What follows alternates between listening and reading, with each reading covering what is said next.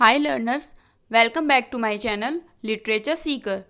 मैं हूं आपकी दोस्त माही। तो दोस्तों, आज का जो हमारा टॉपिक रहेगा वो है मैथ्यू आर्नोल्ड। तो मैथ्यू आर्नोल्ड एक बहुत इम्पॉर्टेंट पोएट हैं, राइटर हैं हमारे अपकमिंग एग्ज़ाम्स के लिए, जिनसे क्वेश्चंस पुटअप किए जाते हैं ज़रूर। तो आज की मैं वीडियो में सारे के सारे न्यू पॉइंट्स और इम्पॉर्टेंट फैक्ट्स लाऊंगी जो हमारे आने वाले एग्ज़ाम्स हैं, जैसे नेट है, सीटेट है, एलटी लेक्चरर है, तो उनमें ये काफ़ी हेल्प कर सकते हैं। तो दोस्तों, कोई भी पॉइंट मिस मत कीजिएगा एंड वीडियो को पूरा ज़रूर देखें। स्टार्ट करने से पहले प्लीज़ मेरे वीडियो को लाइक एंड शेयर ज़रूर करें एंड मेरे चैनल को सब्सक्राइब ज़रूर कर दीजिए एंड बेल आइकन को भी ज़रूर प्रेस कर दीजिए। और अगर आपने मेरी प्रीवियस वीडियो नहीं देखी हैं तो प्लीज़ उन्हें भी चेकआउट कर लीजिए, उनका लिंक भी डिस्क्रिप्शन बॉक्स में मैंने मेंशन कर दिया है।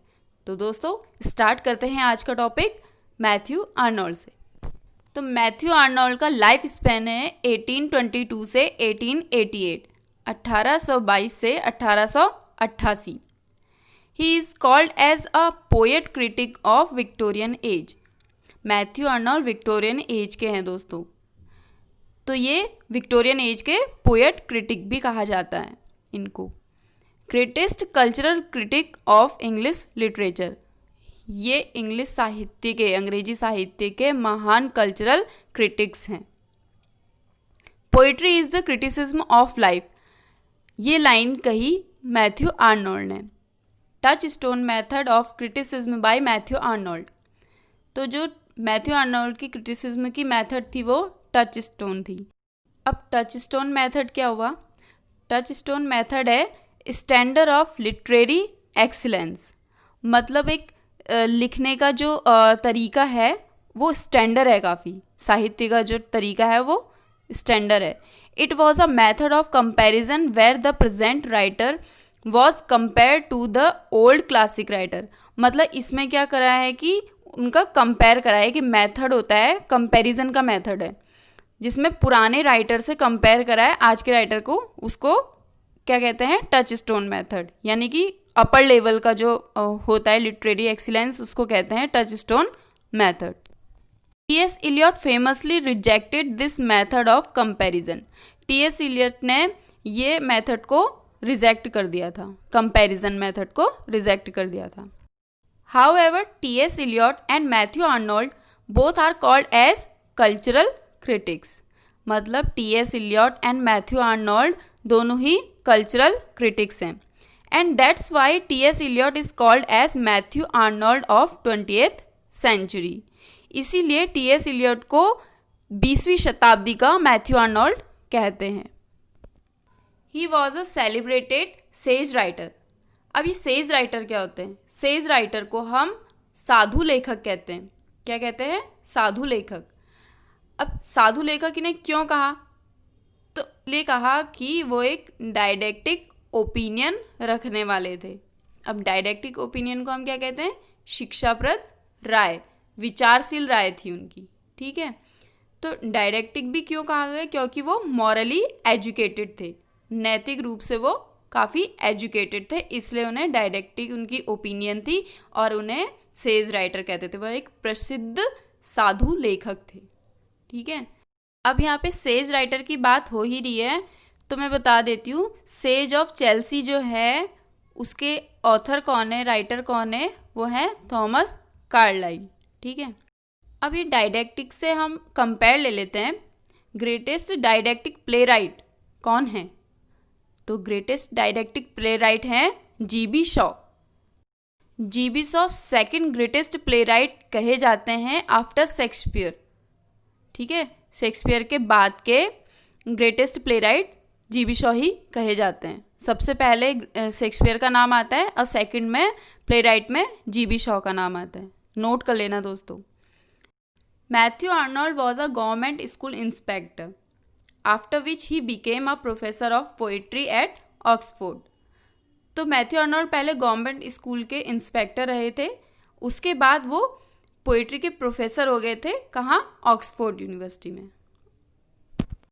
अब यहाँ से हम बात कर लेते हैं head master of rugby school. Rugby school के हेड मास्टर कौन थे? वो थे father of Arnold, Matthew Arnold के जो फादर थे वो रग्बी स्कूल के हेडमास्टर थे एंड उनका नाम था टॉमस आर्नोल्ड। मैथ्यू आर्नोल्ड के फादर का नाम था टॉमस आर्नोल्ड एंड इनके ऊपर मैथ्यू आर्नोल्ड ने एक एलेजी लिखी है जिसका नाम है रग्बी चैपल। क्या है? Rugby chapel. ये एलेजी उन्होंने अपने फादर के ऊपर लिखी है। अब इनके फादर जो थे वो हंटर कमीशन के मेंबर थे। क्या थे? हंटर कमीशन के मेंबर। नोट कर लेना दोस्तों, बहुत इंपॉर्टेंट चीज़ बता रही हूँ। हंटर कमीशन के मेंबर थे टॉमस आर्नोल्ड यानी मैथ्यू आर्नोल्ड के फादर। और हंटर कमीशन कब हुआ था? 1882 1882 में हंटर कमीशन आया था। ठीक है, और उसके मेंबर हो गए Thomas Arnold and Hunter commission के जो चेयरमैन हैं उनका नाम है विलियम हंटर। क्या है? William Hunter. अब यहाँ से हम बात कर लेते हैं ब्लूम्सबरी ग्रुप के मेंबर्स की।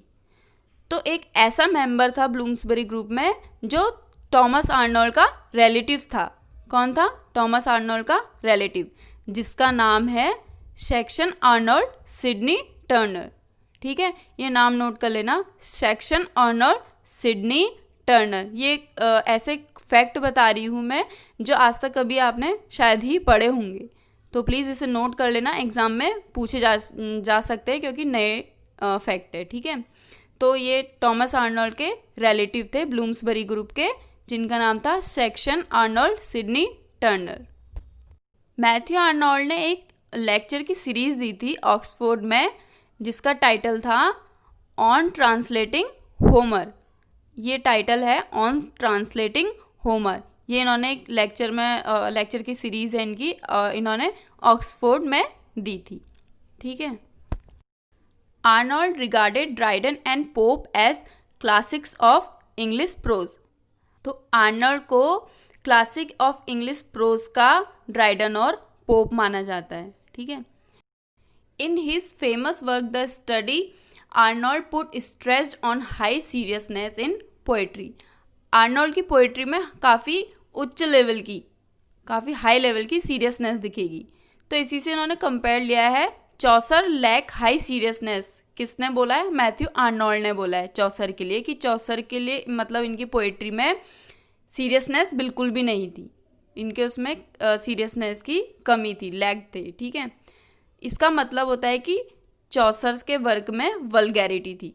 उनका कहने का ये मतलब था कि चौसर के वर्क में वल्गैरिटी है, कोई सीरियसनेस नहीं है। Arnold praised the Scottish poem of Robert Burns.